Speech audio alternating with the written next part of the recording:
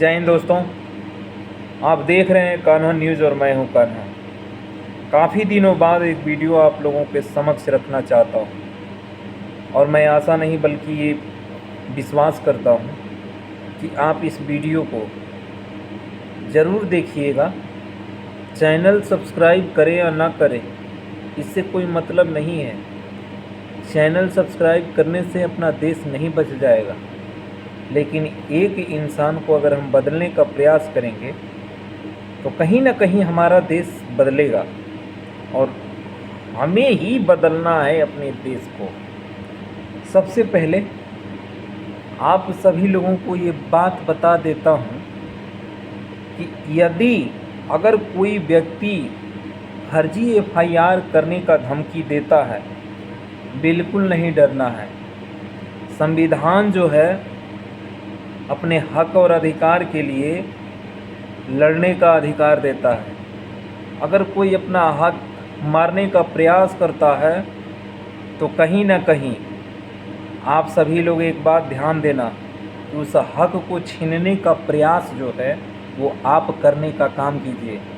जब अपना हक और अधिकार कोई नहीं देता है तो वहाँ पर अपने हक और अधिकार को अपने बल और बुद्धि का प्रयोग करके छीनना पड़ता है। जब कोई अपने हक का निवाला नहीं देता है तब आने वाले समय में भी अपने हक और अधिकार को छीनना पड़ता है और छीन कर लेना पड़ता है बिना संकोच का। और जो संविधान इजाज़त देता है उसको देखते हुए यदि अगर कहीं पे भी अपने देश के भीतर कोई समस्या उत्पन्न होता है तो उस समस्या का समाधान आपका मौलिक अधिकार है कि आप करेंगे। दरअसल बात ये है कि अगर हम एक गांव का थोड़ा बहुत अगर हम विवरण लें तो गांव में होता क्या है, जब कोई बेटी अपने माता पिता के छत्र छाया से वंचित हो जाती है तो कहीं ना कहीं उसके ऊपर मजबूरी होता है जो कि काम करती है। कहीं ना कहीं मजबूरी है उस बेटी के, और जब बेटी काम करने के लिए अपने पैर को बाहर रखती है तब तमाम तरह के जो गांव वाले होते हैं वो कमेंट करना स्टार्ट कर देते हैं। अब वो बेटी मजबूर हो जाती है कि अगर नहीं करता हूँ तो भूखे मरूंगा, अगर करता हूँ तो गांव वाले कमेंट करते हैं। तो ये जो कमेंट है उन बेटियों के लिए मैं बताना चाहता हूँ कि कमेंट कौन क्या करता है इससे कोई मतलब नहीं है। यदि अगर कोई कमेंट सामने करता है, यदि अगर कोई कमेंट सामने करता है तो उस कमेंट का जवाब भी देना बहुत ज़रूरी होता है। चाहे वो खुद का जवाब हो या कानूनी तौर पे जो कानून की प्रक्रिया है उस तरह का जवाब हो, लेकिन देना ज़रूरी होता है। आज कुछ और कमेंट होगा, कल आने वाले टाइम पे कुछ और कमेंट होगा, उसके अगले दिन आने वाले टाइम पे कुछ और कमेंट होगा।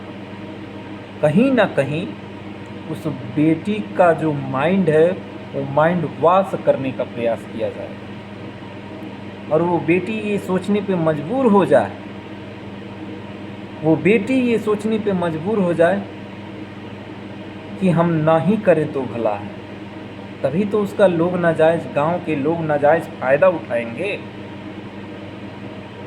जाएंगे कहेंगे कि क्या समस्या है। जिसके पास 2-4 रुपए हो जाते हैं वो सोचता है ना कि हम गांव के ही लोगों को उसको अधीन बना करके अपने पास रखें, समय के हिसाब से समयानुसार उसको उपयोग करें। तो ऐसा नहीं करना है। उन बेटियों के लिए भी और उन भाइयों के लिए भी अपनी हिम्मत को पहचानने की ज़रूरत है। और जिस दिन लोग अपनी हिम्मत को पहचान लिए, उस दिन अपना देश बदल जाएगा। प्रधानमंत्री नरेंद्र मोदी जी कहते हैं कि हर एक इंसान को बोलने की आज़ादी है, इंसान बोले, लेकिन संविधानिक तौर तरीके जो हमें संविधान इजाज़त देता है। हमारे वर्तमान सीएम योगी आदित्यनाथ जी भी कहते हैं कि लोग, जो भी लोग हैं अपने देश के भीतर, उन लोगों को संविधान जो है वो आज़ादी दिया है, बोलो, खुल के बोलो। लेकिन जो वर्तमान सीएम योगी आदित्यनाथ बाबा जी हैं, हम उनसे एक सवाल अवश्य करेंगे कि वो कहते हैं कि गौ हमारी माता है, उनकी रक्षा करनी चाहिए। गौ हमारी जो माता है उनकी रक्षा करनी चाहिए, लेकिन अगर ज़मीनी हकीकत पे देखा जाए तो अगर कोई पत्रकार साथी जाके दिखाता है तो उसके ऊपर तमाम तरह की धमकियां आने लगती हैं। तमाम तरह के लोग धमकी ये देते हैं कि हम FIR कर देंगे। तो बाबा कहते हैं कि जो जिस रूप में समझता है उस रूप में समझाओ। अगर प्यार से मान जाता है तो प्यार से समझाओ, नहीं तो अगर कानूनी तौर पे मानता है तो कानूनी तौर पे समझाओ, लेकिन समझाना पड़ेगा। और उन बेटियों को मैं बता देना चाहता हूँ कि जो गांव के लोग जिस बेटी का माता पिता का छत्र छाया उस बेटी के सर पे ना हो, तो वो बेटी अपना नियमतः जो कार्य है वो कार्य करे।